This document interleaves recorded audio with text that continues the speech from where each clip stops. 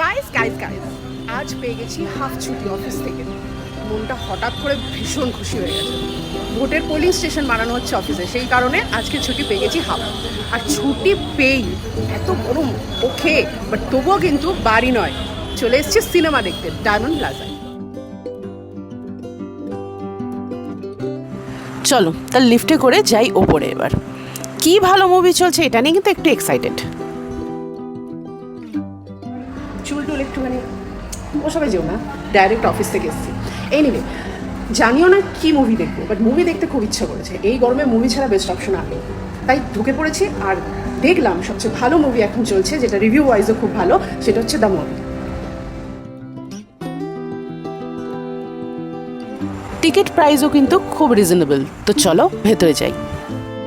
অডিটোরিয়ামের ঠিক বাইরেটা ইন্ডিয়ান সিনেমার নস্টালজিয়া দিয়ে ডেকোরেটেড।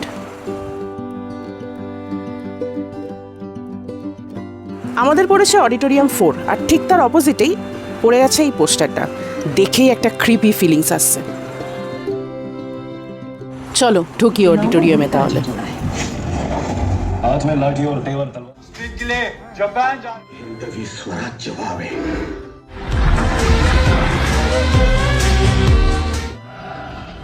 চিপস আর কোল্ড ড্রিঙ্কস ছাড়া কিন্তু movie incomplete, so let's have. চোখের পলকও ফেলতে দেয়নি, এত সুন্দর মুভি দেখতে দেখতে শেষ।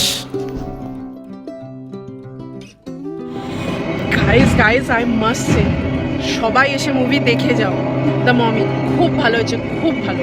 অনেক দিন পর এত সুন্দর একটা মুভি দেখলাম, পুরো ডিফারেন্ট, গায়ে কাটা দিয়ে দেবে। মুভি দেখার পর নাও ফ্রি, মানে ওপরে এসেছি ফুড করে কিছু খাবো, দেন বাড়ি। নিয়ে নিয়েছি একটা chocolate cake, as you all know that I love chocolate.